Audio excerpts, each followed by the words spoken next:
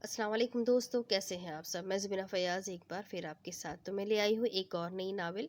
लेकिन नावल शुरू करने से पहले हमेशा की तरह कहूँगी कि अगर आप मेरे चैनल पर नए हैं तो चैनल को सब्सक्राइब कर लीजिए, बेल आइकन को ज़रूर दबा दीजिए और अगर आपको मेरी कहानियाँ पसंद आती हैं तो उसे अपने कॉन्टेक्ट्स में शेयर करना बिल्कुल भी ना भूलें। तो ये एक रिक्वेस्टेड कहानी है, मुझे इस कहानी को मुझसे किसी ने रिक्वेस्ट की है मेरे चैनल पर, तो मैं ये शुरू कर रही हूँ। ये थोड़ी बड़ी कहानी है लेकिन बहुत मज़ा आने वाला है। इस कहानी का नाम है इश्कम और इसकी राइटर है जुमर इलाही। तो शुरू करते हैं इश्कम पार्ट 1। कमरे की रोशनी में उसका वजूद लिहाफ में लिपटा नजर आ रहा था, मगर उसका चेहरा बरहना रोशनी में चांदी की मानन चमक रहा था। जहाँ माथे पे पसीने की बूंदें और कांपती पलकें भी देखी जा सकती थी, उसके लंबे शहद रंग बाल बिल्कुल रेशम की तरह थे, जो उसके सफ़ेद तकिए पर बिखरे थे। उसकी पलकें और भवें भी शहद रंग थी, बिल्कुल उसके बालों की हमरंग। कमरे में रोशनी ही रोशनी थी कि एकदम से उसके रोशन कमरे में अंधेरा छा गया और वहाँ का मंजर एकदम बदल गया। कुछ देर कबल वो सो रही थी कि जब उसने अपने आप को सड़क के बीचों बीच खड़े पाया।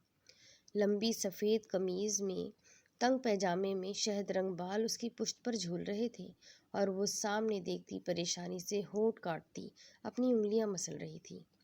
जूतों की टक टक, मर्दाना भारी कह कहे। कशमाला ने सड़क पे बीच खड़े एकदम से हाथ कानों पे रख लिए और वहीं बैठ गई।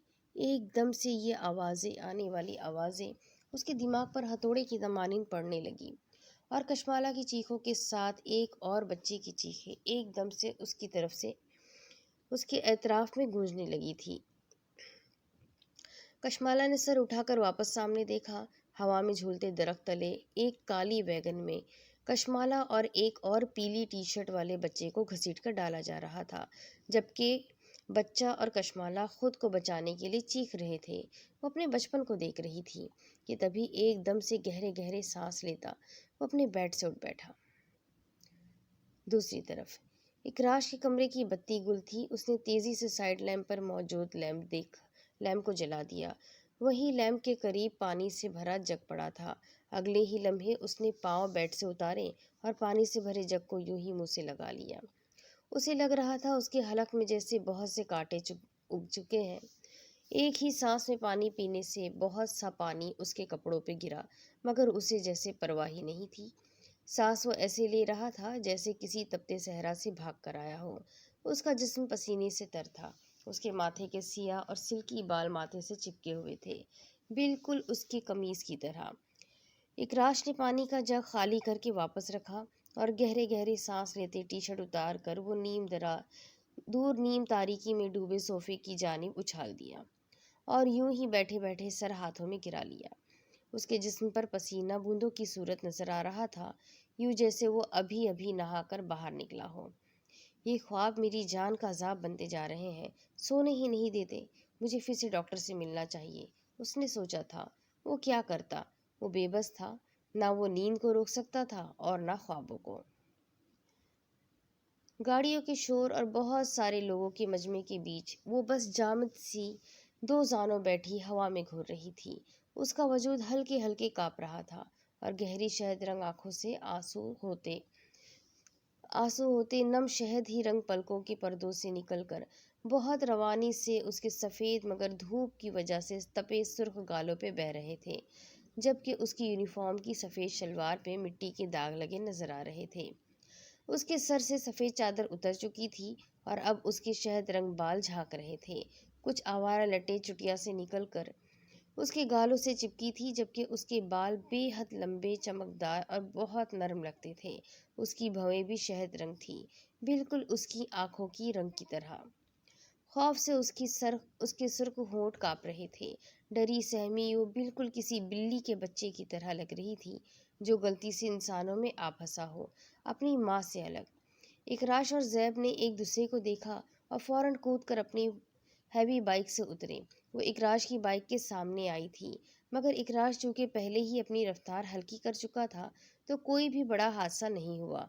अलबत्ता लड़की काफ़ी डर गई थी, जबकि अब वो ज़मीन पे बैठी बगैर आंखें हिलाए रोई जा रही थी। इकराश ने सामने से लोगों को हटाया और पानी पे कदम कदम उठाता उसकी जानिब बढ़ गया। وہ لڑکی، اس کے ہونٹ، اس کا پورا وجود کپکپا رہا تھا۔ خدا جانے وہ کیوں اتنا ڈر گئی تھی، حالانکہ وہ اس سے کافی فاصلے پہ تھا اور اس تک پہنچنے سے پہلے ہی اس نے اپنی رفتار اتنی ہلکی کر لی تھی کہ لڑکی کو ڈرنے کی کوئی ضرورت نہیں تھی، یا پھر شاید وہ ویسے ہی بہت چھوٹے دل کی نازک لڑکی تھی۔ اکراش اس کے سامنے دو زانو ہو گیا اور لڑکی کی آنکھوں میں جھانکنے کی کوشش کی۔ سفید یونیفارم میں بھی وہ باوجود خوف کے اتنی خوبصورت لگ رہی تھی کہ اکراش کا دل چاہا اس موم کی مورتی کو چھو کر دیکھے، اور وہ شخص تھا جو کسی کا خوف محسوس نہیں کرتا تھا۔ اس کو اس سے کبھی فرق نہیں پڑتا تھا کہ کوئی اس کے بارے میں کیا کہتا ہے۔ اس نے دل کی خواہش کے تحت کسی خواب کی صورت اپنے سامنے بیٹھی لڑکی کی جانب اسے چھونے کے لیے ہاتھ بڑھانا چاہا تھا۔ کشمالا! کھڑے مجمع میں ایک دم سے ہلچل ہوئی اور کوئی تیزی سے لڑکی کی جانب بڑھا۔ مالا تم ٹھیک ہو؟ آنے والے نے لڑکی کا نام لیتے اس کے گھٹنے کے پاس بیٹھ کر گال سہلاتے پوچھا، مگر لڑکی خوف کے زیر اثر ٹرانس میں تھی۔ اکراش نے آنے والے کو دیکھا۔ گندمی رنگت کا، چوڑی پشت اور مضبوط کندھوں والا، سفید ڈریس شرٹ اور نیلی جینس میں وہ 27 کے قریب لگا تھا۔ اکراش نے آنے والے کی حرکت دیکھی تو دانت پیس گئے۔ اس کا اپنا ہاتھ ہوا میں ہی رہ گیا تھا۔ کشمالا تم ٹھیک ہو؟ تم بول کیوں نہیں رہی؟ اس کے گال کو دوبارہ سہلاتے آنے والے نے پوچھا تو اکراش کی حد ختم ہو گئی۔ خبردار! وہ دہاڑا اور آنے والے کا لڑکی کی جانب جاتا ہاتھ پکڑ کر جھٹکا دیا۔ خبردار جو اگر تم نے اسے چھونے کی کوشش کی۔ 27 سالہ مرد نے اس کی بات پہ حیرت سے اسے دیکھا تھا، اور پھر جب بات سمجھ میں آئی تو اگلے ہی لمحے اس کے ماتھے پہ بل نمودار ہوئے اور اس کی آنکھوں میں تاثر تھا، جیسے کہہ رہا ہو تم پاگل ہو۔ اگر تم نے اب اس کی جانب ہاتھ بڑھانے کی کوشش کی تو میں تمہارا ہاتھ کاٹ دوں گا۔ جھٹکے سے اس کا ہاتھ چھوڑتے اس نے حیران سے لڑکے کو کہا تو جیسے اس کی دھمکی پر بلبلایا تھا، تم اپنی بکواس بند رکھو بچے، وہ میری بہن ہے۔ کھا جانے والی نظر سے دیکھتے اس نے جتایا تو اکراش نے بے تاثر رہتے فوراً ہاتھ پیچھے کر لیا۔ البتہ دل ہی دل میں اس سے سکھ کا سانس لیا تھا۔ اس نے اکراش کو گھورا اور واپس لڑکی کی جانب متوجہ ہو گیا۔ کشمالا میری بیٹی، تم ٹھیک ہو؟ تمہیں کچھ نہیں ہوا، تم چل سکتی ہو، اٹھو، اٹھ کر دکھاؤ مجھے۔ شاباش، محبت سے کشمالا کے گال کو دوبارہ سہلاتے اس نے نرمی سے اور کچھ اس قدر سہرانہ انداز میں کہا، اور پھر اس کے سر پہ چادر ڈالی کہ کشمالا نے پہلی بار پلکیں جھپکائی۔ بھائی!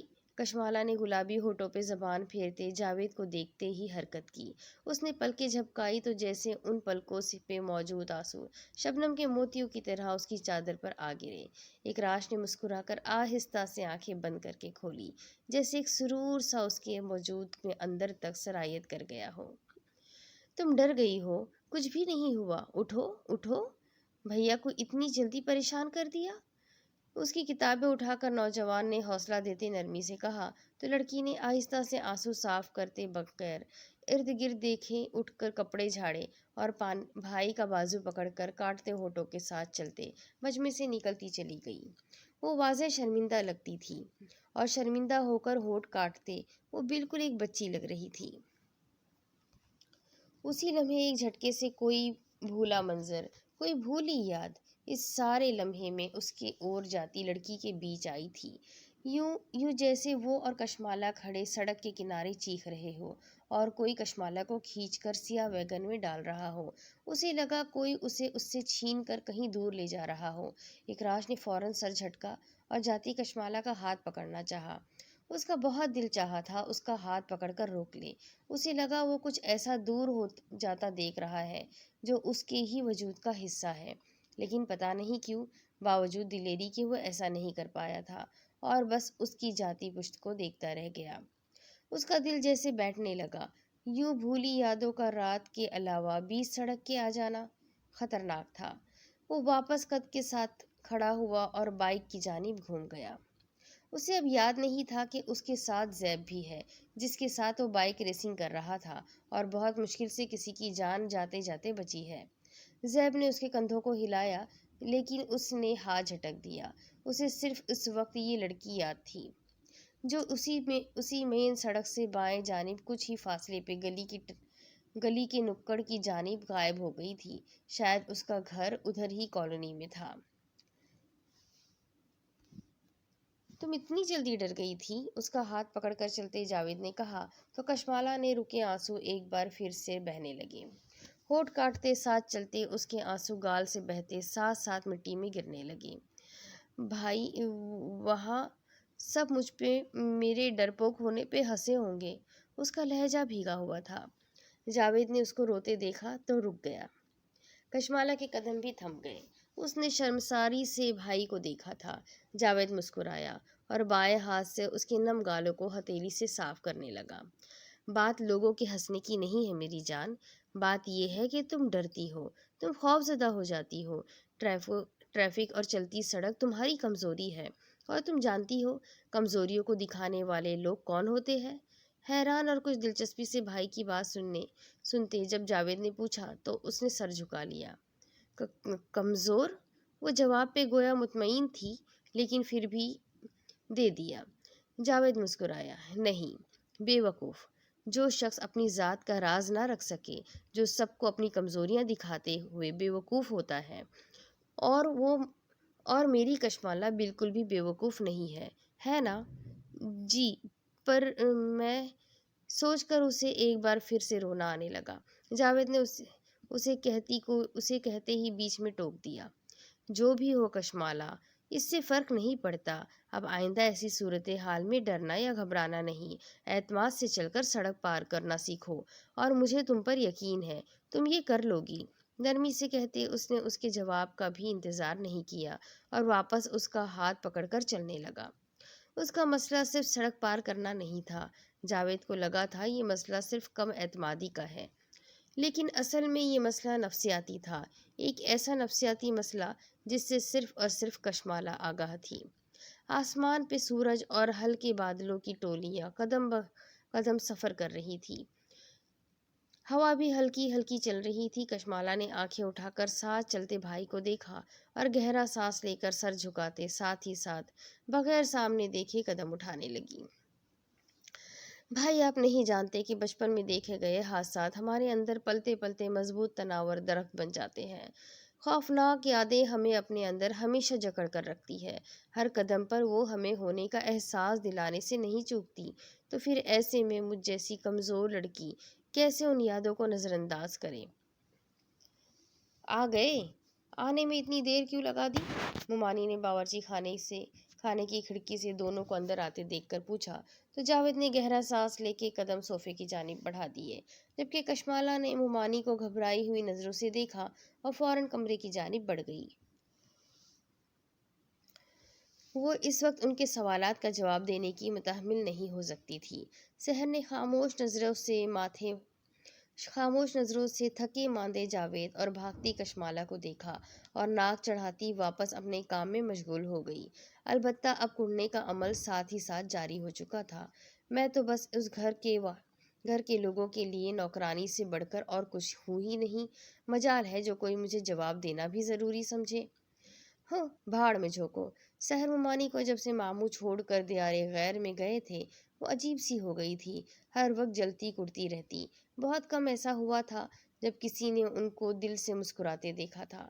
شاید جس شخص پہ سب سے زیادہ مان ہو وہ مان توڑ دے تو ایسے ہی ہوتا ہے۔ خوف اور کم ہمتی ایک ایسی انسانی کمزوری ہے جو انسان کو اندر سے گھن کی طرح کھا جاتی۔ اعتماد میں کمی آ جاتی ہے اور پچھتاوے سر کے بالوں کی طرح بڑھتے جاتے ہیں۔ کاش اور کاش کی لمبی لسٹ ہوتی ہے، وہ جو مرنے تک ہمارے اعمال نامے سے بھی بڑی ہو چکی ہوتی ہے۔ ایسے لوگوں کی بیشتر خواہشات ان کے دل میں ہی رہ جاتی ہے اور وہ اپنی زندگی صرف حسرتوں میں گزار کر ایک دن منو مٹی تلے جا سو جاتے ہیں۔ کشمالہ نے گہرا سانس لیا اور سر بیڈ بورڈ سے ٹکا کر چھت کو دیکھنے لگی۔ کتابیں اس کے سامنے بستر پر بکھری پڑی تھی اور وہ خود ماضی میں آہستہ آہستہ دھستی جا رہی تھی۔ کشمالہ، جاوید بھائی کو تنگ مت کرنا، اپنی مما سے وعدہ کرو تم کبھی بھیا کو تنگ نہیں کرو گی۔ بستر مرگ پر سسکتی ماں کی آخری آوازیں اس کے کانوں میں آج بھی 15 سال بعد ویسے ہی گونج رہی تھی जैसे हुर्फ बहुर्फ उसे कही गई थी। आंसू रवानी से निकल कर उसके गालों को भिगोने लगे। माला, मेरी अच्छी बेटी, अपने भाई का ख्याल रखना, उनको हौसला देना, हमेशा हर मुश्किल में एक साथ रहना, एक दूसरे को कभी अकेला मत छोड़ना, और याद रखना, मैं तुम्हारी मम्मा तुम्हें हमेशा देखती रहूंगी, तुम हमेशा मेरी नज़रों में रहोगी, और जब कभी तुम कोई गलती करोगी मुझे पता चलता रहेगा। कभी कोई ऐसी हरकत मत करना जिससे तुम्हारी मम्मा को अल्लाह के सामने शर्मिंदा होना पड़े। तुम जानती हो ना, मैं अल्लाह के पास रहने जा रही हूँ, मैं वहाँ तुम्हारे बाबा के साथ रहूंगी। भाई का ख्याल रखना। उन्होंने नरमी से मुस्कुराते उसका गाल चूमा तो नन्ही मासूम चांद सी बेटी, चांदी जैसी कशमाला ने बस सर इस बात में हिलाया। वो नहीं जानती थी कि अल्लाह के पास जाने वाले कभी लौट कर नहीं आते। उसे तो लगा था कि जैसे मम्मा नानी अम्मा के पास कभी कभी रहने चली जाती है, वैसे ही वो अल्लाह के पास कुछ अयाम के लिए जा रही है और कुछ दिन बाद वापस आ जाएगी। और वो दिन और आज का दिन था जब से उसने अम्मा को वापस आते नहीं देखा।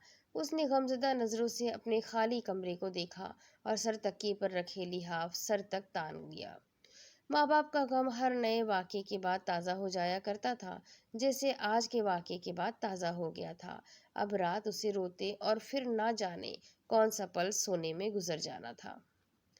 तारीख रात की तारीकी धीरे धीरे इस छोटे बालकनी वाले कमरे पर उतर रही थी।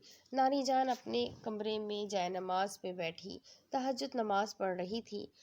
जावेद करवट बदले सो रहा था और उसके सर के करीब पड़ा उसका फ़ोन अभी तक ऑन था, जिस पर फोर्टनाइट का लोगो नज़र आ रहा था। शायद वो खेलते खेलते सो गया था।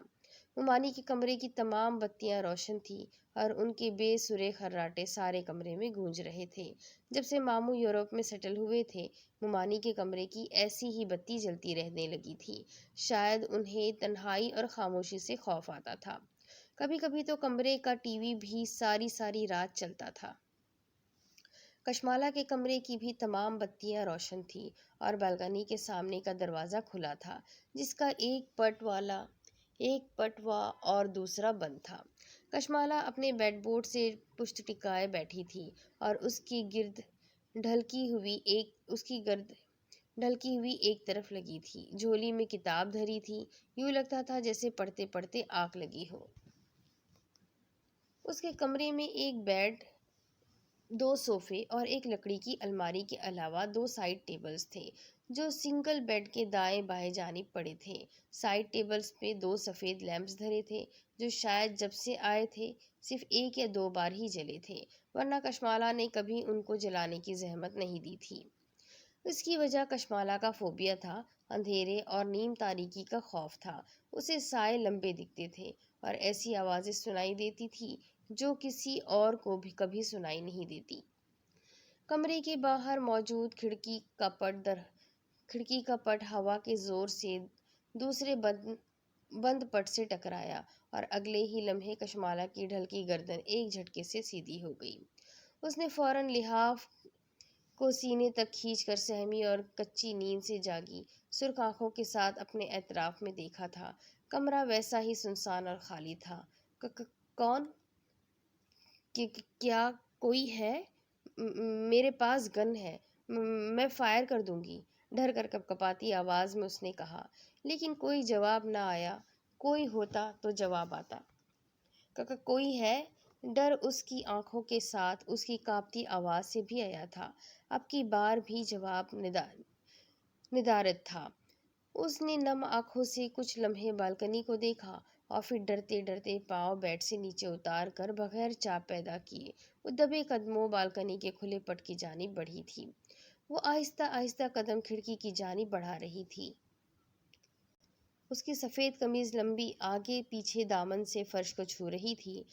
पजामे की चूड़ियाँ बालिश भर भी ना नजर आ रही थी। शहद रंग बाल ढीली चुटिया में जकड़े थे और कुछ बाल चोटी से निकल कर गालों और कुछ कानों की लौ को छू रहे थे और टिप टिप आंखों से आंसू निकल निकल कर फर्श पर गिरते जा रहे थे।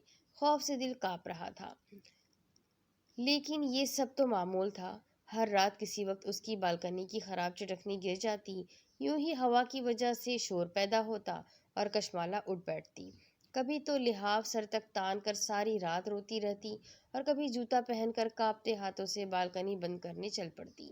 وہ جانتی تھی آج بھی اس کی بالکنی پہ کوئی نہیں تھا، یہ سب محض اس کا وہم تھا، لیکن پھر بھی وہ اس سب سے اپنی جان نہیں چھڑوا سکتی تھی، وہ چاہتی بھی تو بھی نہیں۔ خوف سے بھیگی آنکھیں، کپکپاتے ہونٹ اور دہکتے گال، وہ آنکھیں بند کرتا تو بار بار اسی پری پیکر کو آنکھوں کے سامنے پاتا۔ اس نے گہرا سانس لے کر بستر پہ لیٹے، کروٹ بدلی اور ہاتھ کو دیکھا۔ کم آن بڑی، میں تو ایسے کر رہا ہوں یار جیسے میں نے خوبصورت لڑکی پہلی بار دیکھی ہے۔ خود سے گفتگو کرتے وہ دھیما سا مسکرایا تھا۔ ہاتھ سے نظر ہٹا کر اب وہ چھت کو دیکھ رہا تھا جہاں پنکھا بہت مدھم مدھم چل رہا تھا۔ گرمی آہستہ آہستہ جاتی نظر آ رہی تھی اور سردی اپنے قدم جمانے کو تیار کھڑی تھی اور بہت جلد دروازے پر دستک دینے والی تھی۔ ویسے ٹو بی آنیسٹ وہ سچ میں بہت خوبصورت ہے کہ اس کو یوں ہی سوچتے سوچتے رات گزار دی جائے۔ چھت کو دیکھتے یوں ہی آنکھوں کے سامنے سے ایک چھاپ سی گزری تو اکراش نے مسکرا کر خود سے کہا۔ اس کی سیاہ سحر انگیز بادام شکل آنکھوں سے نیند کو سو دور تھی۔ ویسے بھی سونے کا فائدہ ہی کیا تھا جب کچھ دیر بعد اٹھ ہی جانا تھا۔ آج وہ کوئی بھی خواب دیکھ کر ڈرنا نہیں چاہتا تھا، آج وہ جاگنا چاہتا تھا، اسے سوچنا چاہتا تھا، جسے دیکھتے ہی اسے اپنی دھڑکن بے ترتیب ہوتی محسوس ہوئی تھی۔ کیا وہ صرف خوبصورت ہے؟ کیا کسی کو خوبصورتی کی بنیاد پر چاہا جا سکتا ہے؟ نہیں، دل نے فوراً نفی کی۔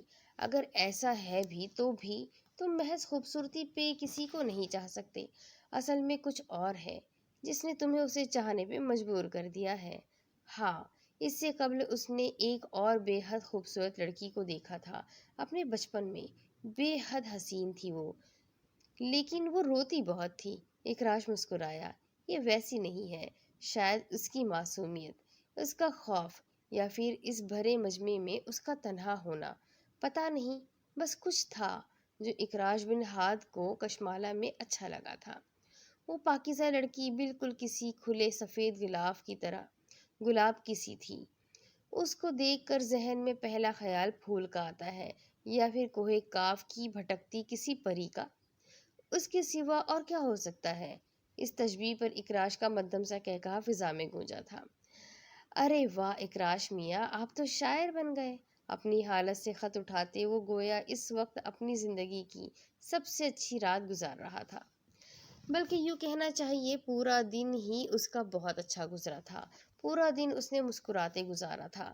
کھانے کی میز پہ بھی آج اس نے ڈیڈ کے طنز سے بھری باتوں پہ فیض اٹھایا تھا، اور آج معمول سے ہٹ کر کوئی برتن توڑا اور نہ ہی کسی ملازم کی شامت آئی، سب کچھ شانتی سے ہوا تھا۔ ایک بار پھر سے اس کی آنکھوں کے سامنے بھیگی شہد رنگ پلکیں آئی تو وہ بے چین ہوتا اٹھ بیٹھا اور بالوں پہ ہاتھ پھیر کر اس نے پہلے بالوں کو درست کیا اور پھر مسکراتے سائڈ ٹیبل سے فون اٹھا کر اسکرین آن کرتے وقت دیکھا۔ رات کے 12 بج رہے تھے، یقیناً اس وقت زیب جاگ رہا ہوگا۔ نوجوان کے لیے ویسے بھی رات کے 12 کا وقت تو ایسے ہوتا ہے جیسے دن کے 12 ہو۔ اس نے زیب کا نمبر ڈائل کیا اور پھر فون کان سے لگائے کال کے اٹھائے جانے کا انتظار کرنے لگا۔ خوش قسمتی تھی کہ اسے زیادہ انتظار نہیں کرنا پڑا۔ دوسری طرف سے کال اٹھا لی گئی تھی۔ کیا ہے؟ اور جواب بھی خاصے جلے کٹے انداز میں دیا گیا تھا۔ اکراش کے ہونٹوں کی مسکراہٹ مزید گہری ہو گئی۔ اس کا چہرہ معمولی سا لمبا تھا، اوول شیپڈ اور کلین شیو، اس کے چہرے کو عجیب سی معصومیت کا تاثر دیتی تھی، البتہ آنکھیں بے حد سیاہ اور چمکدار، شرارت پہ اکساتی معلوم ہوتی تھی۔ وہ بیٹھے سے واپس لیٹا اور لحاف سینے تک تان لیا۔ کیا کر رہا تھا؟ گویا کے مقابل نے خاصا جلا کٹا انداز دکھایا تھا، مگر اکراش بن ہاد آج ہر ایک کو معاف کرنے کے موڈ میں تھا۔ تبھی دوست کو مسکراتے نرمی سے پوچھا تھا۔ زیب نے آنکھیں گھمائی۔ اس کی نرمی کے پیچھے وہ ہر وجہ سے واقف تھا، وہ بالکل متاثر نہیں تھا۔ وہ اس وقت اپنے کمرے میں کاؤچ پہ آڑا ترچھا لیٹے، سینے پہ پاپ کارنز کا باؤل رکھے فلم دیکھ رہا تھا۔ اکراش کی اس مفت کی انٹری نے اسے خاصا بدمزہ کیا تھا۔ تو نے یہ پوچھنے کے لیے مجھے کال کی تھی، تجھے میری اتنی فکر کب سے ہونے لگی؟ वो अब भी जला कटा अंदाज इख्तियार करने से बाज नहीं आया था। इकराश ने आंखें घुमाई।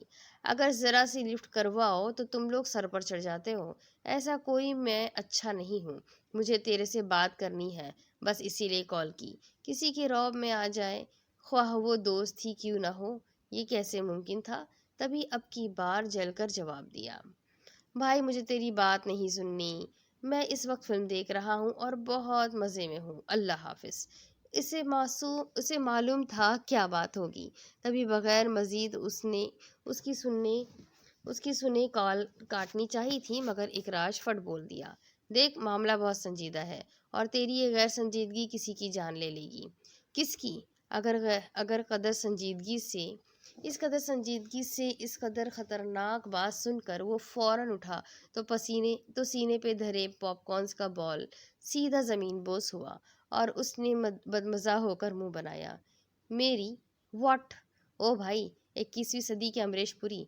भैया तेरी जान जिस तोते में अटकी है उसका मालिक कोई और है, और तेरे मसाइल भी वही हल कर सकता है। माफ़ कर दे मेरे भाई, एक रात ही तो हमें मिलती है अपने लिए।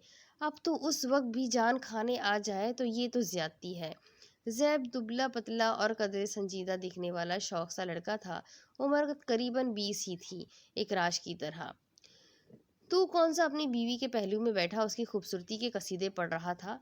वही सस्ती सी कोई फिल्म देख रहा होगा। हाँ, तुझे क्या तकलीफ है? बहुत गहरी तकलीफ है भाई, दिल की तकलीफ है। क्या करूं यार, मेरे पास तेरी इस तकलीफ का कोई इलाज नहीं है। और तू मुझे ये बता कि तुझे हुआ क्या है।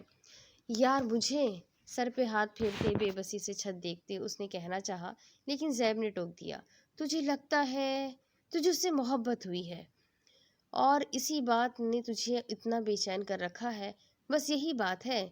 हाँ, पर क्या? ओ भाई, ओ मेरे दोस्त, देख, जिंदगी में मोहब्बत और लड़कियों से बढ़कर भी बहुत कुछ होता है। तू क्यों नहीं उस तरफ जाता? कब से तू घर पर बैठा है? बीएससी की आज के दौर में क्या हैसियत है? देख यार, मैं इस वक्त तालीम की अहमियत पर बहस करने या वक्त की कदर के बारे में सुनने के मूड में नहीं हूँ। तू मेरी सुन, मुझे वो चाहिए और हर सूरत चाहिए। हाँ बस, फिर तो फारिग। जैब तो उसके इस तान पे झंझला ही चुका था। तू कौन सा मौलवी अमानुल्लाह है? तू भी तो ऐसे ही कभी किसी के पीछे और कभी किसी के पीछे फिरता रहता है। अब इतना इतना हिबा बच्चा क्यों बन रहा है? वो जो बात करना चाहता था वो जैब सुन नहीं रहा था, तो बस वो उलझा रहा और बस वो बहस में उसे उलझा रखा था। बकवास मत कर। अगर ये हवाला तू कैट के लिए दे रहा है तो जहन में रख, मुझे उससे सच में मोहब्बत है और मैं उसके कोई पीछे पीछे नहीं पड़ रहा। अच्छा, तो तुम्हारी बारी बस। और जो अगर यही बात मैं कहूँ कि मुझे कशमाला से मोहब्बत है तो मुझे लड़कियों के अलावा और कोई काम नहीं। वाह भाई सदके। जैब की बात में उसने नागवारी से कहा तो जैब ने आंखें सुकेड़ कर एक आखिरी नज़र सामने चलती स्क्रीन पे चलते मनाजिर को देखा और फिर रिमोट से बंद करता बेड की जानिब चल दिया। तो तुझे लगता है तू कशमाला के लिए संजीदा है? उतना ही संजीदा जितना तू अपने ख्वाबों के लिए है। यही तो मैं फरमाने वाला था, पर तूने अपना भाषण शुरू कर दिया। अच्छा चल छोड़, तू अपनी बता। तुझे अब यकीन है कि तू उसके लिए संजीदा है? हाँ, मैं उसके लिए संजीदा हूँ। उसका रोना, उसकी पलकों पे मौजूद आंसू, उसके शहद रंग बाल, उसकी शर्मिंदगी से होंठ काटना, मुझे हर एक चीज़ उसकी जानिब खींचती है। मैं नहीं जानता मैं किस कशिश के तहत उसकी जानिब खिंचा चला जा रहा हूँ, लेकिन बस कुछ है जो मुझे उसकी जानिब ढकेल रहा है। इकराश मेरे भाई, तू तू नींद में तो नहीं है? तुझे बुखार उखार तो नहीं है? जाकर सो जा। तुझे लानती इंसान, चुप कर। जैब जो कि उनके ग्रुप का सबसे ज्यादा संजीदा और अक्लमंद फर्द समझा जाता था, इकराज बिन हाथ की बातों ने उसे चकरा कर रख दिया था। इतना शायराना मिजाज तो किसी का भी नहीं था। अच्छा, अगर बुखार नहीं है तो बता, तूने नशा वशा तो नहीं किया? क्या बकवास है यार जैब। इकराज के माथे पर बल पड़े। ये बकवास नहीं है मेरी जान। जैसी बातें तू कर रहा है मुझे यही लग रहा है जैसे तू पी के बैठा है। उसके होते हुए किसी जालिम को पीने की ख्वाहिश होगी, उसने सोचा। मुझे तुझसे कुछ कहना है, सुन ना। अच्छा भाई बोल, वैसे भी तू मेरी फिल्म का बेड़ा गर्क कर ही चुका है, जैब ने हंसी रोकते बमुश्किल कहा था। دیکھ تو दांत मत निकाल, तू बस मेरी बात सुन. अच्छा सुना. अब जैब को मजा आ रहा था. उसने स्क्रीन सामने करते खामोशी से रिकॉर्ड ऑन कर दिया. कल सुबह उसकी शामत आने वाली थी. मुझे समझ नहीं आ रही मैं तुझे कैसे समझाऊं. तू तूने वो बात सुनी है कि जब दो सोल मेट्स की आंखें मिलती है तो वक्त कुछ देर के लिए थम जाता है, और जब फिर से वक्त चलता तो सब कुछ बदल चुका होता है, कुछ पहले जैसा नहीं रहता. मेरे साथ ऐसा हुआ. मैंने उसकी जानिब देखा, उसकी आंखों में देखा, और मुझे लगा मेरे इर्द गिर्द वक्त, माहौल, लोग, गाड़ियाँ और उनके हॉर्न, हर चीज़, हर आवाज़ जिससे साकित और खामोश हो गई. और जब मैंने शहर में और कुछ बेयकीनी से आंखों को बंद करके खोला तो वो लम्हा बुलबुले की तरह फट गया. लेकिन तुम जानते हो, जब मैं वापस जिंदगी में लौटा तो हर चीज़ बदली हुई थी. ना वो हवा वही थी, और ना मेरे इर्द गिर्द मौजूद लोग पहले जैसे थे, और सबसे दिलचस्प बात, ना वो मैं था. वो जो कुछ देर तक पहले था, उस उस लड़की में जैसे जादू था जिसने मुझे शहर में जकड़ लिया. जैब, मुझे वो चाहिए. मैं उसके बगैर नहीं रह सकता. एक ही सांस में उसने सब कुछ, एक एक दिल की बात जैब के सामने खोल कर रख दी थी. जैब जो कुछ देर कब्ल तक अखराज की बातों को मजाक में ले रहा था, अब उसकी चुप होने तक बिल्कुल संजीदा हो चुका था. इकराश, अगर तुझे लगता है कि तू उसके बगैर नहीं रह सकता तो अपने वालिदैन को लेके उसके घर जा, उनसे मांग ले. हाँ, ये ठीक है, लेकिन अगर वो ना माने तो? वो इतना इतना घमंडी और पुरएतमाद इंसान के लिए बिल्कुल कम हिम्मत था. जैब मुस्कुरा दिया. तो यानी कि लिमिटलेस इकराश बिन हाथ भी खौफजदा होते हैं. बकवास मत कर, मैं अब भी लिमिटलेस हूँ. और हाँ, कशमाला को पाने का लालच में मैं अंदर खौफ को पैदा कर रहा है, वो मेरी मकसद हयात है. तू और तेरे दावे जहन में रख, इस दुनिया में हर चीज़, हर ज़ात की लिमिट है, और कोई चीज़ उससे बाहर नहीं निकल सकती. तू और तेरे ये भाषण. सो जा, जा जाके बोरिंग इंसान, चला जा, कहकर उसने कॉल काट दी थी. जैब ने भी मुस्कुराकर फ़ोन वापस रखा और आंखें मूंद ली. सफ़ेद टाइल्स वाले हाद मेंशन पे सूरज कब का नमूदार हो चुका था, और इस मेंशन के अफराद भी जाग चुके थे. मुलाजमीन की हर तरफ दौड़ने लगी थी, जबकि घर के कुल 3 अफराद इस वक्त खाने की मेज़ पे बैठे थे. बरखुरदार, आज भी दोस्तों के साथ बाइक के साथ सड़कों पर आवारागर्दी करनी है, या फिर बीएससी से आगे का भी कुछ सोचा है आपने? साल से ऊपर तो आपको घर बैठे ही हो गया है. ढलती उम्र के बावजूद इंतहाई वजीह और अच्छी सेहत के साथ सफ़ेद रंगत वाले हाथ साहब का तंस बेटे के लिए बरमला था. अब इसके आगे की स्टोरी मैं आपको अगली किस्त में सुनाती हूँ कि आगे क्या होगा. ये जानने के लिए मेरे साथ बने रहे. कहानी बहुत ही इंटरेस्टिंग है. अगली किस्त में फिर मिलेंगे. तब तक के लिए अल्लाह हाफिज़.